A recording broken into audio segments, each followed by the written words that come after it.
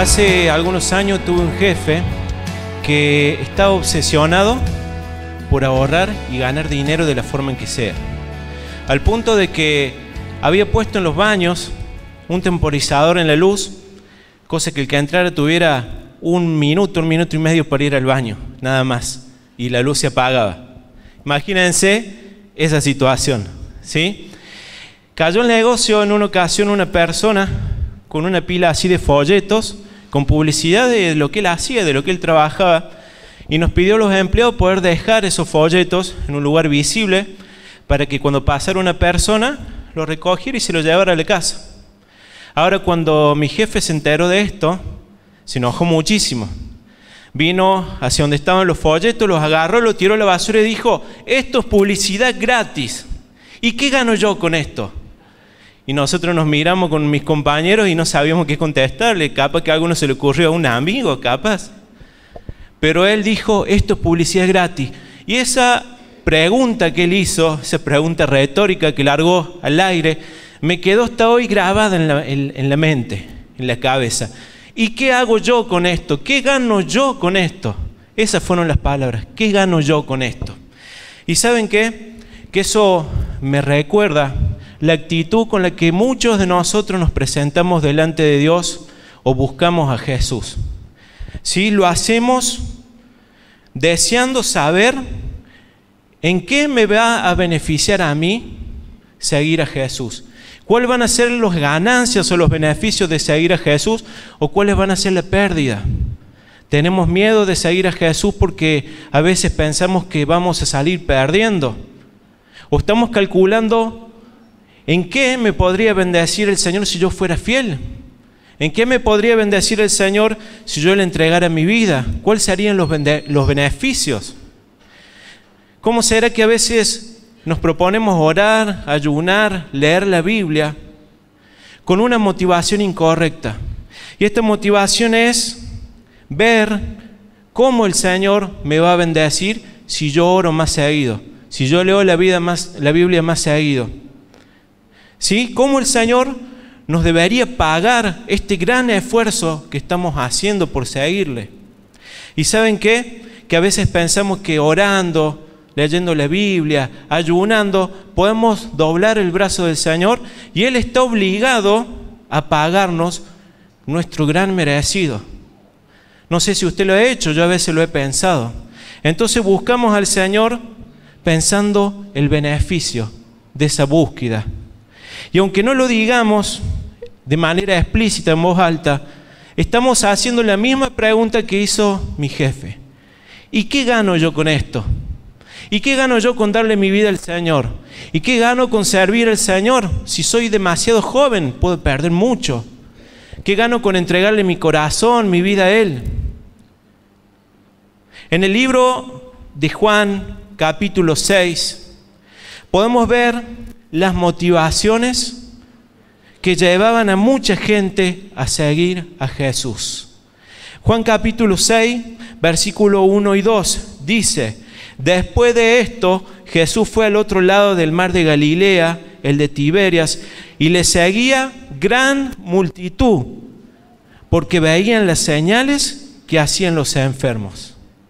¿Por qué toda esta gente, grandes multitudes, dice, seguían al Señor? Por una razón, o por la primera razón. Resulta que el Señor venía sanando a los enfermos. La primera motivación por la que esta gente seguía al Señor era porque tenía un médico gratis, alguien que podía sanarlos de sus enfermedades y de sus dolencias. Juan capítulo 6, versículo 5 dice: cuando alzó Jesús los ojos y vio que había venido a él gran multitud, dijo a Felipe: ¿de dónde compraremos pan para que coman estos? El versículo 8 dice: uno de sus discípulos, Andrés, hermano de Simón Pedro, le dijo: aquí está un muchacho que tiene 5 panes de cebada y 2 pececillos, mas ¿qué es esto para tanto? El versículo 10 dice: entonces Jesús dijo: haced recostar a la gente. Y había mucha hierba en aquel lugar, y se recostaron como en número de 5,000 varones. Y tomó Jesús aquellos panes, y habiendo dado gracia, los repartió entre los discípulos. y los discípulos entre los que estaban recostados. Asimismo de los peces, cuánto querían, cuánto la gente quería. Y cuando se hubieron saciado, dice el 12, dijo a sus discípulos: recoger los pedazos que sobraron para que no se pierda nada. Recogieron pues y llenaron 12 cestas de pedazos que de los 5 panes de cebada sobraron a los que habían comido. El 14 dice: aquellos hombres entonces vieron la señal que Jesús había hecho. Dijeron: este verdaderamente es el profeta que había de venir al mundo. Y fíjense cómo termina el relato en el versículo 15. Pero entendiendo Jesús que iban a venir para apoderarse de él y hacerle rey, volvió a retirarse al monte solo. ¿Cuál fue la segunda motivación que tenían estas personas al seguir a Jesús? Los panes y los peces. Así de sencillo. Y el Señor, que puede ver nuestros corazones y que puede ver lo más profundo de nuestros sentimientos, emociones, de nuestras actitudes, Él vio que estas personas lo seguían solo en respuesta de que Él le había suplido una necesidad física. Lo quisieron hacer rey, no porque reconocieran que Él era el Mesías, sino porque dijeron: ahora tenemos comida y salud gratis para toda la vida. ¿Cómo no vamos a tener, cómo no vamos a desear un presidente que nos dé comida gratis? Que no nos enfermemos nunca. Y Jesús vio esto en el corazón de estas personas y dice que se apartó de ellos. ¿Cuántos de nosotros seguimos a Jesús solo por los beneficios que Él nos ha dado? Y yo quiero que hagamos un análisis profundo. ¿Cuántos de nosotros, antes de hacer algo para el Señor, estamos pensando solamente: ¿y qué gano yo con esto? ¿Que acaso el Señor me dará un 0 kilómetro, una casa nueva? ¿Acaso el Señor me va a bendecir? Y nuestra motivación no es entregar nuestros corazones al Señor, sino sacar ventaja de esa situación. Pero Jesús, viendo la motivación de estas personas, comenzó a enseñarles cuál debería ser su verdadera motivación al buscarle a Él.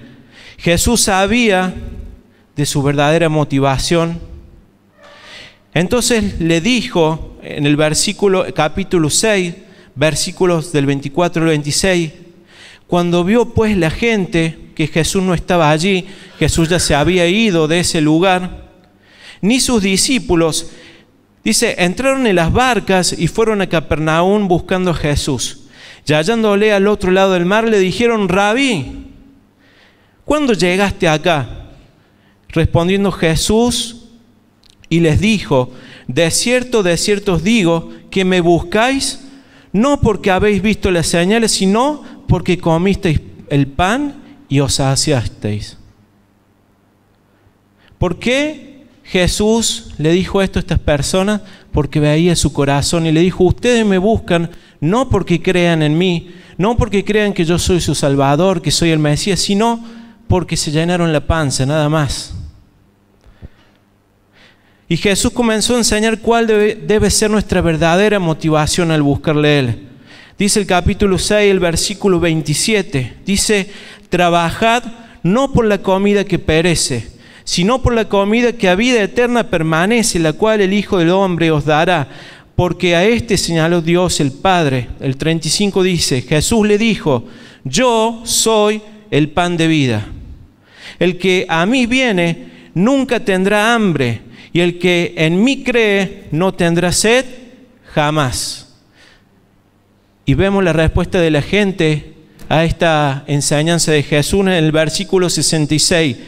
Desde entonces, muchos de sus discípulos, de la gente que lo seguía, volvieron atrás y ya no andaban con Él. Qué bárbaro, ¿no? Cuando nuestra motivación no es la correcta al buscar al Señor, nos desilusionamos cuando Dios no nos da lo que nosotros le pedimos en el momento que queremos. Cuando solo buscamos al Señor por las bendiciones que Él nos puede dar, quedamos como esta gente, con esta actitud y muchos se volvieron atrás. Ya no valía la pena seguir a Jesús porque parecía que se había cortado ya las bendiciones que Él daba, las sanidades, capaz que ni siquiera multiplicaba más panes y peces. Ahora, cuando nosotros nos acercamos al Señor, debemos buscarle al Señor no por lo material, sino por lo espiritual. El que busca al Señor por los panes y los peces volverá a tener necesidad, pero el que busca al Señor no volverá a tener hambre y sed jamás. Dice Mateo capítulo 6, versículo 25, por tanto os digo, no os afanéis por vuestra vida, qué habéis de comer o qué habéis de beber, ni por vuestro cuerpo, qué habéis de vestir. ¿No es la vida más que el alimento y el cuerpo más que el vestido? El 31 dice, no os afanéis pues diciendo qué comeremos o qué beberemos o qué vestiremos, porque los gentiles buscan todas estas cosas, pero vuestro Padre Celestial sabe que tenéis necesidad de todas estas cosas. Y termina diciendo el 33, un versículo que lo conocemos de memoria. Mas buscad primeramente el reino de Dios y su justicia, y todas estas cosas os serán añadidas. Amén. ¿Se entiende lo que el Señor estaba enseñando? No busques más a Dios por la comida que te pueda dar, por la salud que te pueda dar, por el vestido que te pueda dar. No busques más al Señor por la paz que te pueda dar, sino que busca al Señor. ¿Se entiende? No busques al Señor por lo que Él te puede dar, sino busca al Señor. Porque si buscas al Señor, todas las demás cosas serán añadidas. Y con esto yo no quiero decir que no podamos llevar nuestras necesidades al Señor y decirle, Señor, realmente necesito un trabajo. Señor, realmente necesito que mi familia se una. Realmente necesito que cambies mi vida. Realmente necesito, sí. Pero ¿saben qué? Dice, vuestro Padre Celestial sabe que tenéis necesidad de todas estas cosas. Mas busca primeramente el reino de Dios y su justicia, y todas estas cosas os serán añadidas. ¿Y qué gano yo con esto? Un montón. ¿Sí? Un montón. Cuando somos nosotros los que queremos cuidar nuestras vidas, salir ganando en todo, nos va mal. Pero cuando entregamos nuestras vidas, nuestros caminos al Señor, nuestra economía, nuestra familia, nuestra santidad a Él se ocupa de darnos todo lo que necesitamos, porque estamos completos en Cristo. Amén. Estamos completos en Cristo. El Señor ha muerto y ha resucitado para que ya no vivamos más esclavos al pecado. Y ya no hay más condenación para los que están en Jesús. Amén. Así que el Señor te puede hacer libre de la culpa. Amén. El Señor te puede hacer libre de tu pasado. Y no hay pecado que el Señor no pueda perdonar si no te arrepentís y le entregas tu corazón a Él. Pero no busques al Señor con una motivación equivocada.